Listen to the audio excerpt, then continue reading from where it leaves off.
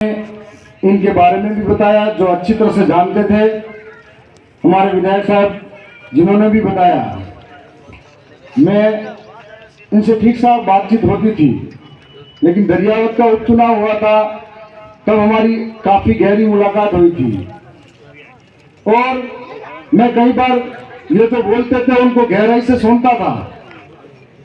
इनकी भावनाएं समाज हित में इतनी गहरी थी, लड़ने का जुनून था, तो मैं इससे समझता सीखता भी था। और साथ में जिस दिन ये घटना घटी तो मुझे लगा कि एक उगता सूरज डूब गया। और इस उदयपुर के लिए बहुत बड़ी क्षति थी कि वो सिर्फ फलासिया कोई नहीं, पूरे उदयपुर संभाग के अंदर एक अपनी विशेष पकड़ बनाकर कार्यकर्ताओं में हौसला के साथ में काम करते थे।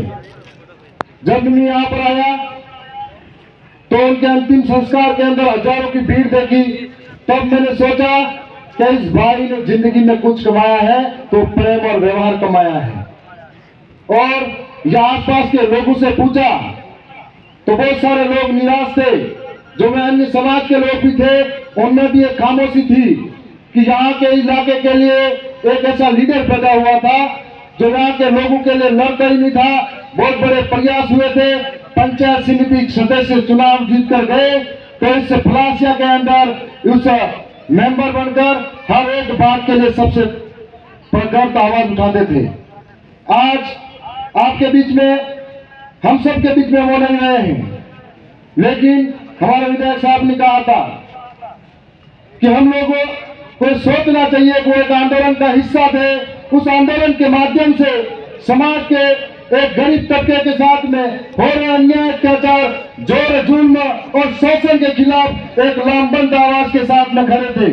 और साथ ही इस इलाके के अंदर जो हम लोग कहते हैं कि कुदरत के द्वारा एक प्राकृतिक माहौल मिला हुआ है, लेकिन आज तक जो लोग हमारे बीच में हमारा फायदा उठाकर गए थे, न तो शिक्षा पर ध्यान दिया गया, न यहाँ पर जो जल जंगल जमीन है उनको लूटने से बचा पाए।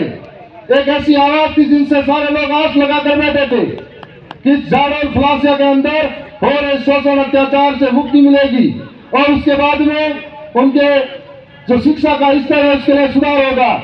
लेकिन वो खामोश हो गई आवाज। उसके बाद में धीरे धीरे फलासिया के साथियों ने फिर से इस माहौल को, इस बढ़ते कार्य को संभाला। ये बहुत बड़ी बात थी कि हमारे नेतृत्व करने वाले बीच में नहीं रहे और आप सब ने मिलकर संभाला। साथियों, हम लोग एक आंदोलन का हिस्सा है। हम लोगों को नहीं मालूम है कल हम में से कौन है या नहीं है, लेकिन हम लोगों को ये पुरखों के दिए हुए विचार, चाहे बाबा साहब अम्बेडकर के हो, चाहे बिरसा मुंडा के हो, चाहे कांटे मामा के हो, जो हम लोग पढ़ते हैं किताबों के अंदर कि इन लोगों ने जल जंगल जमीन के लिए इतने आंदोलन किए, इतनी लड़ाई करी और इतने कुर्बानियां दी। जब इतनी कुर्बानियां देने के बाद में हम लोगों को ये सब मिला है, तो हम लोगों का कर्तव्य बनता है उसको सुरक्षित करें। आने वाली पीढ़ी को ये बताएं, हमारे बच्चों को बताएं कि हमारे को 5वीं अनुसूची मिली हुई है, पैसा का कानून मिला हुआ है, हमारे को इस तरीके का इस एरिया के अंदर जल जंगल जमीन का अधिकार मिला है। तो ये अधिकार किसकी बदौलत मिला है, किन लोगों ने कुर्बानियां दी है, यदि हमारे बच्चों को बताएंगे उनके अंदर भी एक समाज हित और राष्ट्र हित के लिए भावना पैदा होगी। आपके बीच में हम लोग यहाँ मौजूद हैं। इस इलाके के अंदर साथ में एक बेरोजगारों का बहुत बड़ा पलायन होता है और कभी कभी अखबारों में पढ़ते हैं कि इस इलाके से बहन बेटी का कभी व्यापार भी हो जाता है। इस तरह के मामले होते थे, तो हम लोग जागरूक हो, हमारे इलाके के अंदर किस तरीके से रोजगार पैदा हो, इसके लिए भी हम लोगों को प्रयास करने हैं। साथ में आपके बीच में आज जो जगदीश भाई के सपने थे उनको पूरा करने के लिए हम सबको मिलकर प्रयास करना पड़ेगा।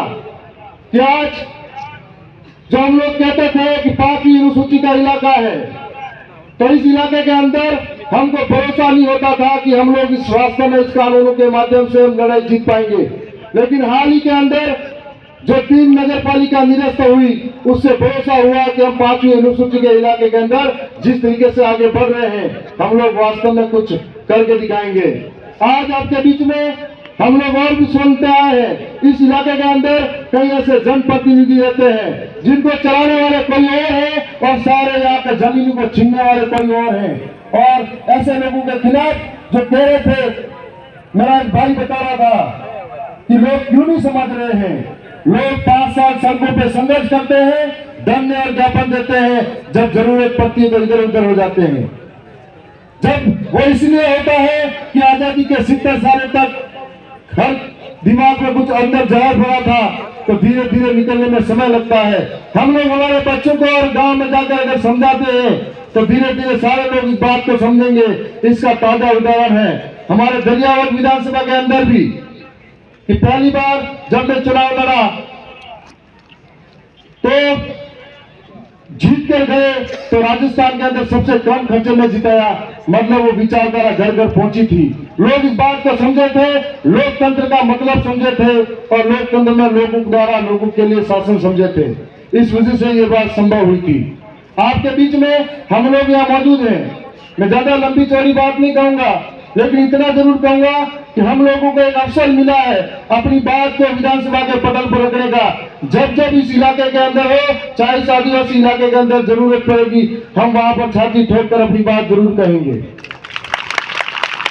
चाहे कोटेरा के अंदर जो डैम बन रहे हैं, उस डैम के माध्यम से लगभग कई परिवार विस्थापित होने की संभावना है। ये सिर्फ कोटेरा की बात नहीं है, ये इसी तरीके का प्रतापगढ़ के अंदर भी कई जगह जमीन को ले आंदोलन चल रहे हैं, बांसवाड़ा के अंदर चल रहे हैं। कभी खनिज के नाम पर आदिवासी को विस्थापित किया जाता है, तो कभी बांध के नाम पर विस्थापित किया जाता है, तो कभी विकास के नाम पर विस्थापित किया जाता है। लेकिन जो आदिवासी विस्थापित होते हैं उनके बारे में कोई अता पता नहीं रहता है कि उसके लिए कोई सुविधा नहीं होती है। इसलिए ये लड़ाई किसी एक अकेले की नहीं है, हम सब की है और हम सब मिलकर लड़ते हैं, इस लड़ाई को आगे तक पहुंचा पाएंगे। इस बार जो लोकसभा चुनाव आ रहा है, इस चुनाव के अंदर हमारी दरियावद विधानसभा भी आ रही है। हमारा इस बार का जो वोट होगा, एक एक वोट आने वाले बच्चों के भविष्य के लिए होगा। इस बार जो चुनाव आ रहा है उसके अंदर हम लोग हमारे जो आरक्षण मिला हुआ है, इसमें छूट हो रही है, उसके लिए होगा। ये इस बार हम लोग आगे बढ़ेंगे, हमारे क्षेत्र की जल जंगल जमीन बचाने वाली आवाज को वहां तक भेजने के लिए होगा और ये सारे प्रयास हम सब मिलकर करेंगे। मैं पुनः उन पूर्वों को नमन करता हूँ, साथ में मन्नारे जगदीश भाई को याद करता हूँ और मैं ये कहना चाहूंगा कि उनके माता पिता को भी धन्यवाद देता हूँ।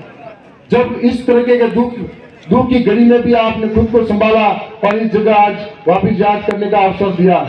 मैं आप सभी आप पधारे हुए तमाम साथी को भी मैं जोहार करता हूँ। आप सभी को पुनः धन्यवाद।